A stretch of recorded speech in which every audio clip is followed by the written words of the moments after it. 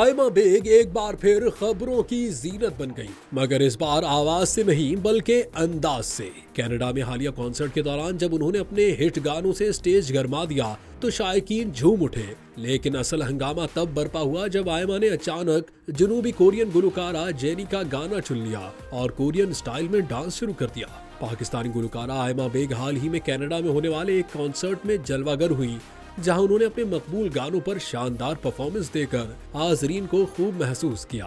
ताहम एक गैर मुतवक्का लम्हे ने उनकी परफॉर्मेंस को सोशल मीडिया पर जेर बहस बना दिया। आयमा बेग ने जनूबी कोरियन गुलकारा जेनी का एक गाना न सिर्फ गाया बल्कि उस पर कोरियन स्टाइल में रक्स भी किया, जो कई सोशल मीडिया सारिफीन को हजम न हुआ। उनके डांस को बाज ने गैर फितरी और गैर जरूरी करार दिया, जबकि कुछ ने कहा कि वो गैर मुल्की फनकारों की नकल कर रही हैं। मज़ाहिया तबसरों और तनकीदी पोस्ट का सिलसिला जारी है, ताहम आयमा बेग ने इस पर अब तक कोई रद्द-ए-अमल नहीं दिया।